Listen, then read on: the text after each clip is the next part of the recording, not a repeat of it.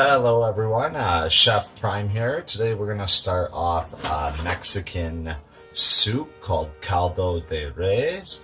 I'm kind of starting it off now because it's the summer here. We're getting into corn season and it's the best time because it's one of our main ingredients. I'm going to do it with an oxtail today. Normally you might see a shank or other stewing beef done with some marrow bones. I'm just going to give that general helping or a generous helping of salt. The reason I'm only going to add salt at this point is if we did any pepper, it'll burn. Salt has a very high burning temperature and it's going to be just fine in that hot oil. One of the big things I like to do when searing my meats is let the pot heat up for 5-10 minutes before anything goes in. So we're going to let that go on medium heat. At this point, we're going to add only in some of our heartier vegetables. I have some shallots, carrots, and tomatoes that are going to go in. You could add anything like celery at this point. This is supposed to be a very hearty stew, and to keep that, I'm going to keep some of the veggies very rough chopped and very large. This is going to stew for over an hour. Until the meat's really falling apart, so we don't have to worry about our vegetables not cooking or being too firm. You can go ahead and flip these with your hands if you're comfortable, or tongs most people prefer. We're only going to flip the meat once before we add some stock and other stuff and let it sear a bit. After that, just adding in the larger vegetables. Normally you would use a diced tomato or canned tomato in something like this. I've got these great little heirlooms here, probably a yellow Cuban and a sweet pea currant. We're going to really let that sear a bit before we do anything else. Now that all the meats and vegetables have had a little opportunity to sear, we can add some of the spices that are really going to flavor our meal. Whenever I'm making anything Mexican, I always lean on a little bit of cumin and oregano to create a flavor profile. If you have Mexican oregano, all the better. But it's perfectly fine to use any regular oregano. And we're just going to add enough stock to just cover the meat. You might add a little more water to bring it up a bit. And we'll let that go for an hour or two until the meat really starts to come off the bone. Fun little fact with searing your meats and your vegetables is the sugars in your carrots and onions and tomatoes will caramelize and create a more complex flavor, and searing in the meats really help the juices cook inside of it. So we're just going to cover this up and let it cook for a couple hours. We're going to finish up the Caldo De Res tonight. It's been simmering for a few hours and the oxtail has got nice and soft. Funny thing about oxtail is that it doesn't necessarily come from an ox. The term can refer to any bovine tail. And we're going to add our really hearty stuff like our corn, and we're going to add some potatoes, let that stuff finish up. And then we have a chayote here as well that we're going to dice up and add into our soup.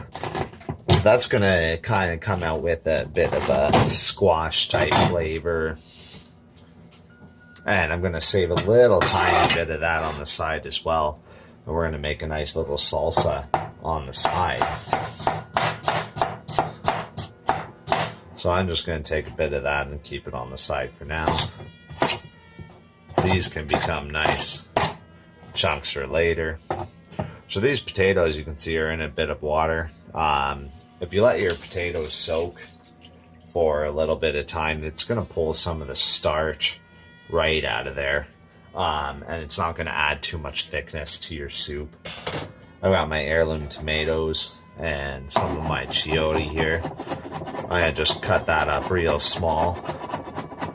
It's going to have a nice cucumber pear flavor, and that'll be really nice in my fresh pico de gallo we're going to throw together.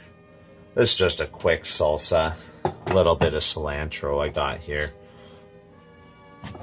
and just a rough chop on that. If you don't like cilantro, a lot of people don't. You can omit it or replace it with parsley or basil, and it'll kind of change up the flavor. You might taste a little more like a bruschetta or other sauces, but you can really just make your own preference on something like this. A little bit of lime juice there is going to brighten it up. And I'm a big fan of onions. I like onions and everything. I like onions raw, fresh, cooked. So I'm going to add some nice onion flavor into there too. Not too much because will be notable. A little bit of pepper. Little bit of salt. And a touch of oil. And that's going to be nice right on top of the soup at the end. And we can just let this simmer until the potatoes are fully cooked, and then we'll put the chayote in for about 10 minutes at the end. Hey everyone, really excited to finish up the Caldo De Res here. Chef Prime's floating arms to finish off the recipe with you. We've got this beautiful oxtail that's been braising for 2-3 hours now. Really, depending on the meat you use, you can vary your time just based on the cut you're using or how long it takes to cook. I've made a really interesting mixture here of balsamic reduction and Beaner Monkey chocolate. That just happens to be a local store here. And I'm really just using this to create a dynamic aspect to our plate. This is part of what makes my food is Chef Prime's aesthetic. I really enjoy just giving a little personal touch, even if it's just at home. We have a really nice oxtail here presented on its own.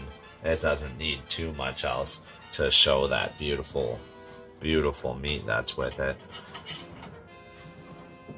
So we're gonna pull some of our corn and potatoes. I let this strain off just to really show off some of those great ingredients we've used. You can see our really nice fresh chayote.